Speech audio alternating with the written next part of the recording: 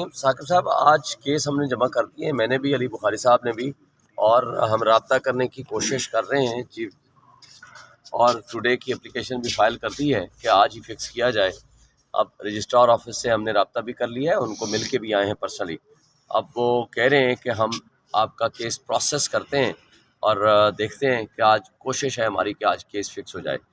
देखें, बात ये होती है कि अर्जेंसी होती है हर केस की। कल केस लग गया सेम डे के लिए लाहौर हाई कोर्ट में, सेम डे के लिए पेशावर हाई कोर्ट ने भी लगाया, और ये केस भी रातों को भी लगते रहे हैं, सुप्रीम कोर्ट भी लगती है। केस टू केस नेचर पे डिपेंड करता है, और हमारी रिक्वेस्ट है चीफ जस्टिस से, उनसे या सीनियर प्यूनी जज से, उनमें से जो भी अवेलेबल हों या जिस तरह का भी कोई सिचुएशन हो, तो वो केस को फौरी तौर पर फिक्स किया जाए ताकि किसी को कोई भाम बाकी ना रहे। ये अर्जेंट नेचर का केस है। दूसरी बात, जहाँ तक इस बात का ताल्लुक़ है कि हमारा, आपको पता है, पूरा इस्लामाबाद जानता है, जो मेरा हल्का NA-47 था, मैं दावे से कहता हूँ एक यूनियन कौंसिल से भी वो नहीं जीते, और वो फॉर्म 45, यानी एक यूनियन कौंसिल से भी मेरा ओपोनेंट नहीं जीता।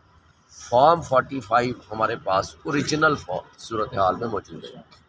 मोर देन 53,000 की लीड से हम, लीड है, ये डिफरेंस है, बल्कि अभी 2-3 रिजल्ट्स वो थे जिसकी कॉपी थी, हमने कहा ओरिजिनल आ जाए, उसको उसके साथ अपडेट कर लें।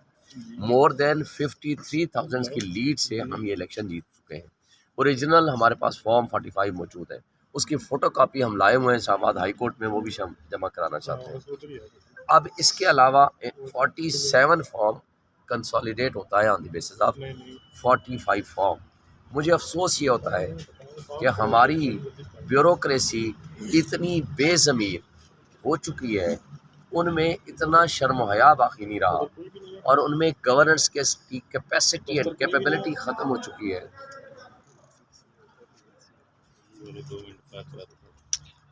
उनमें इतनी कैपेसिटी बाकी नहीं रही कि वो इन चीज़ों के बारे में कोई प्रेशर बर्दाश्त कर सकें या किसी भी हवाले से कोई ऐसा फ़ैसला कर सकें जो मेरिट पे मबनी हो।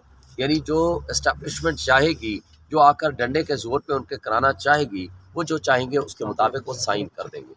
देखें, इससे तो बेहतर वो जो प्रिजाइडिंग ऑफिसर्स छोटे मुलाजमीन थे वो रहे, जिन्होंने अपनी duty at least according to their rules and regulations उन्होंने परफॉर्म की, और वो आकर के रिज़ल्ट इनके पास जमा कराया।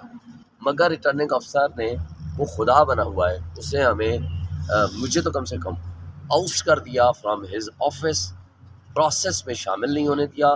सारी रात हमने उनके दफ्तर के बाहर बैठे रहे, धरना दे के सारा दिन बैठे रहे। 1 बजे जब मैंने प्रेस कॉन्फ्रेंस रखी, उससे 1 सेकंड पहले उसने रिज़ल्ट अनाउंस कर दिया। रिज़ल्ट क्या अनाउंस किया? वो डकैती की। देखें, पहले चोरी होती थी, अब चोर चोर के उनके नारे लगते थे, अब डाकू के उनके खिलाफ नारे लगेंगे। मुझे अफसोस ये है कि कच्चे के डाकू में भी इतनी गैरत बाकी है कि जब वो डकैती करते हैं तो वो मुंह छुपा के जाकर जंगलों में फिरते हैं, लेकिन पक्के के डाकू इतने बेगैरत हो चुके हैं, अफसोस से कहना पड़ता है, वो सरेआम धड़ल्ले से घूमते फिरते हैं डाका जनी करने के बाद, और वो जश्न भी मनाते हैं, वो विक्ट्री स्पीचेस भी करते हैं, और हमारी एस्टेब्लिशमेंट वो उन डाकुओं को फैसिलिटेट करती है। मैं उनसे पूछता हूँ कि कच्चे के डाकू फिर क्यों मुजरिम है?